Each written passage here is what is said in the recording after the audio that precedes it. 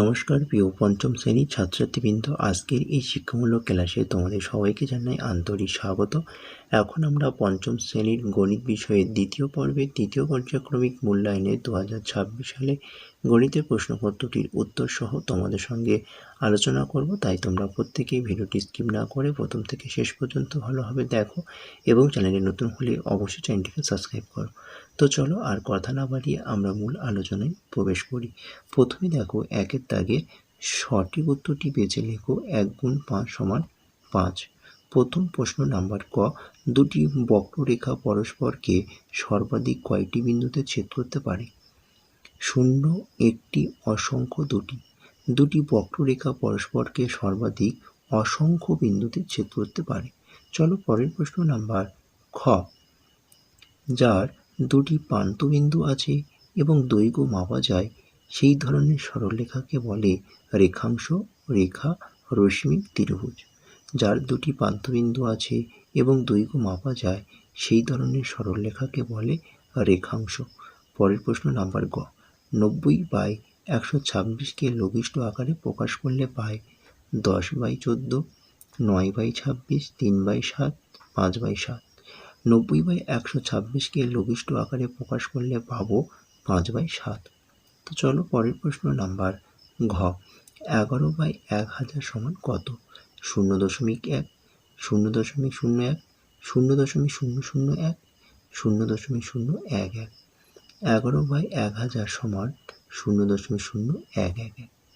চলো পরের প্রশ্ন নাম্বার 4.0078কে অপ্রকৃত ভগ্নাংশে প্রকাশ করলে পায় 4×78/10,000, 40,078/10,000, 40/78/1000, 478/10,000।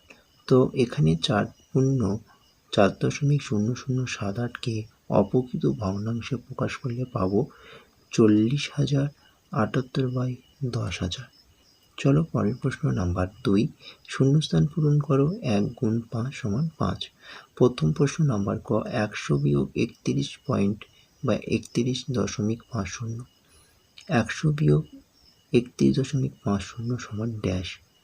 100 থেকে 31.50 বাদ দিলে সঠিক উত্তর হবে 68.50। নাম্বার খ, 1123 পূর্ণ 1/100কে দশমিক প্রকাশ করলে পায় 1123.01। পরের প্রশ্ন নাম্বার গ, থার্ড ব্র্যাকেট সেকেন্ড ব্র্যাকেট 50 বিয়োগ প্রথম ব্র্যাকেট 2 যোগ 3 শেষ সেকেন্ড ব্র্যাকেট শেষ যোগ 15 থার্ড ব্র্যাকেট শেষ ভাগ 12। তো এই অঙ্কটা সলভ করবে, তোমরা দেখবে যে এখানে সঠিক উত্তর হবে 5। চলো পরের প্রশ্ন নাম্বার ঘ, 196 এর বর্গমূল হলো ড্যাশ। 196 এর বর্গমূল হলো 14। চলো পরের পাতায় নাম্বার 667 বর্গমিটার ক্ষেত্রফল বিশিষ্ট একটি জমির প্রস্থ 23 মিটার হলে তার দৈর্ঘ্য হবে ড্যাশ মিটার। তো এখানে 667 বর্গমিটার ক্ষেত্রফল বিশিষ্ট একটি জমির প্রস্থ 23 মিটার হলে তার দৈর্ঘ্য হবে 29 মিটার। নাম্বার 3, সত্য না মিথ্যা তা লেখো। 1 গুণ 5 সমান 5। প্রথম প্রশ্ন, 360 মিটার পরিসীমা বিশিষ্ট একটি আয়তাকার ক্ষেত্রের দৈর্ঘ্য 100 মিটার হলে তার প্রস্থ 80 মিটার। বাক্যটি সত্য। পরের প্রশ্ন নাম্বার খ, 12/2-3 বিয়োগ 2/5-11 সমান 10/8-33। বাক্যটি মিথ্যা। পরের প্রশ্ন নাম্বার গ, 2/5 <3/7। বাক্যটি সত্য। নাম্বার ঘ, 15/3-8 সমান 123/8। তো এখানে বাক্যটি সত্য। চলো পরের প্রশ্ন নাম্বার 1/3 যোগ এখানে 5/6। তো এখানে বাক্যটি সত্য। চলো পরের প্রশ্ন নাম্বার 4, যে কোনো 5টি প্রশ্নের উত্তর দাও। নাম্বার ক, সরল করো। 24/4 গুণ প্রথম ব্র্যাকেটের মধ্যে রয়েছে 6-3 বিয়োগ 24/4 এর 6-3 ব্র্যাকেটের মধ্যে রয়েছে। তো দেখে নাও অঙ্কটা কীভাবে করবে। প্রথমে 24/4, 4 দিয়ে 24কে ভাগ করলে হবে 6, তাহলে 6 গুণ 6 থেকে 3 বাদ দিলে হবে 3, তাহলে 6 গুণ 3 বিয়োগ 24/4 এর 6 থেকে 3 বাদ দিলে হবে 3, তাহলে 6 গুণ 3 বিয়োগ 24/4 এর 3।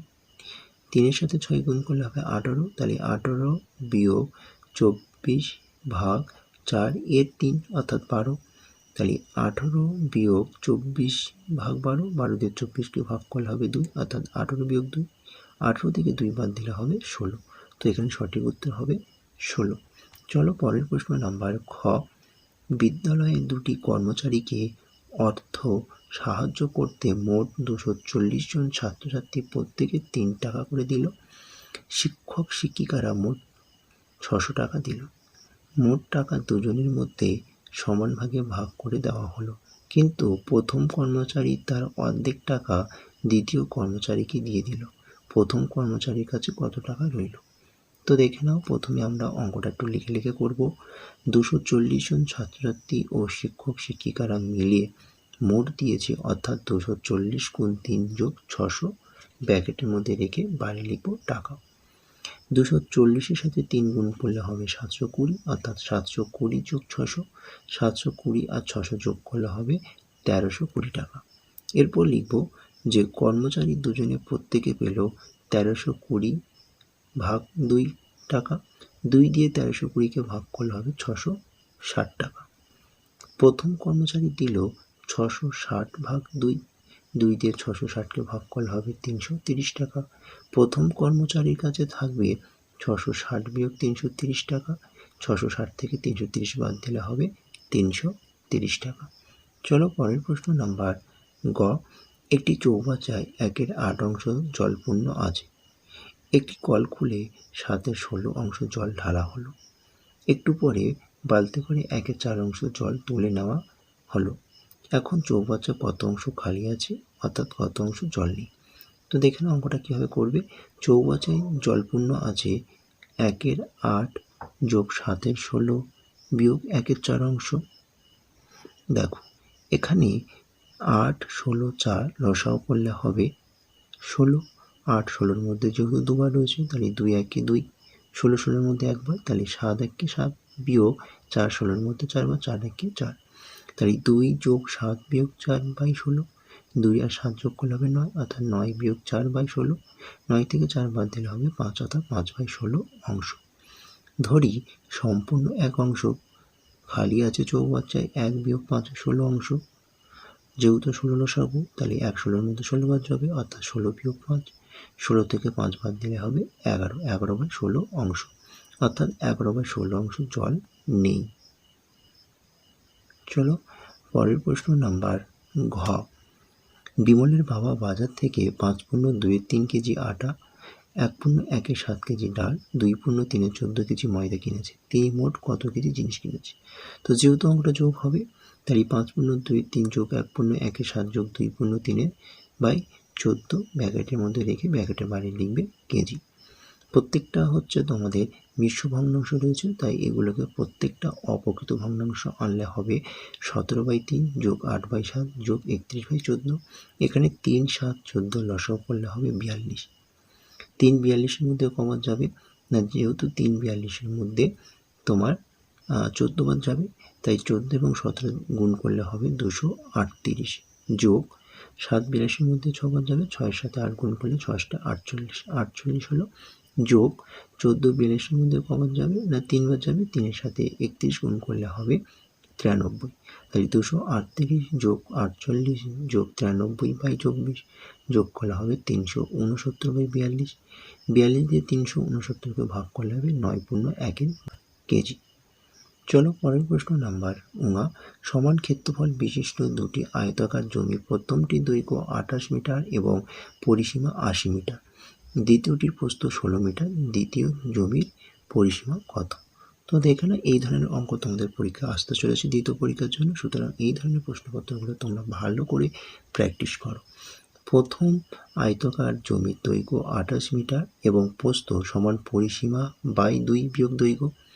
পরিসীমার মান যেহেতু দেওয়া রয়েছে 80 মিটার, তাহলে 80/2 বিয়োগ 28।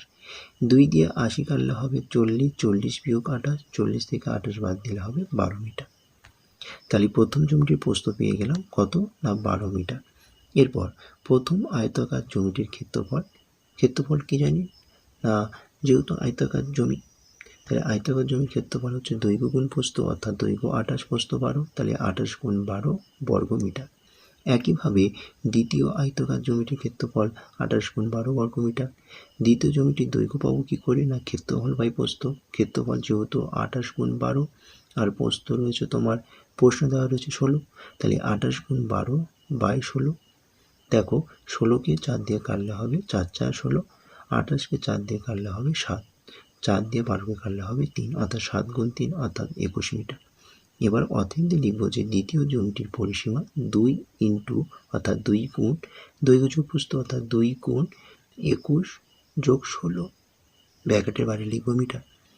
তো এখানে 21 আর 16 যোগ করলে হবে 37, অর্থাৎ 2 গুণ 37, 37কে 2 দিয়ে গুণ করলে বা 2 দিয়ে 37কে গুণ করলে সঠিক উত্তর হবে তোমার কত? 74 মিটার। তো চলো পরের প্রশ্ন নাম্বার 6, স্কেলের সাহায্যে 7.3 সেন্টিমিটার দৈর্ঘ্যের রেখাংশ অঙ্কন করো এবং রেখাংশটির নাম দাও। তো দেখো তোমরা এই অঙ্কগুলো পরীক্ষায় পড়লে তোমরা তোমাদের স্কেল নিয়ে অঙ্কগুলো করবে এবং এইভাবে লিখে দেওয়ার চেষ্টা করবে। তো এবি সমান সমান 7.3 সেন্টিমিটার রেখাংশ অঙ্কন করলাম। চলো পরের প্রশ্ন নাম্বার 6, খেলার মাঠে পঞ্চম শ্রেণীর ছাত্রদের বর্গাকারে দাঁড় করিয়ে দেওয়া হলো। একটি সারিতে 15 জন আছে, কিছুক্ষণ পর কিছু ছাত্র চলে গেল, এর পরেও ছাত্রদের বর্গকারে সাজানো হলো এবং একটি সারিতে 12 জন করে রইল, কতজন ছাত্র চলে গিয়েছিল? তো এইভাবে অঙ্কটা তোমরা লিখে করবে যে বর্গকারে দাঁড়ানো ছাত্রদের একটি সারিতে 15 জন আছে, অর্থাৎ মোট দাঁড়িয়ে আছে 15 গুণ 15, 15 সাথে 15 গুণ করলে হবে 225 জন। আবার একটি সারিতে 12 জন থাকলে মোট দাঁড়িয়ে আছে তাহলে 12 গুণ 12 অর্থাৎ 144 জন। তাহলে ছাত্র চলে গিয়েছিল 225 বিয়োগ 144, ব্র্যাকেটের মধ্যে রেখে ব্র্যাকেটের বাইরে লিখবে বঙ্গচন্দ্র জন। 225 থেকে 144 বাদ দিলে হবে 81, অর্থাৎ 81 জন। তো এটি ছিল ক্লাস 5ম শ্রেণীর দ্বিতীয় পর্যায়ক্রমিক মূল্যায়নে গণিতের প্রশ্নপত্র। তো গণিতের প্রশ্নপত্রটি তোমরা মনোযোগ দিয়ে দেখো এবং চ্যানেলে নতুন হলে অবশ্যই চ্যানেলটিকে সাবস্ক্রাইব করো। ধন্যবাদ।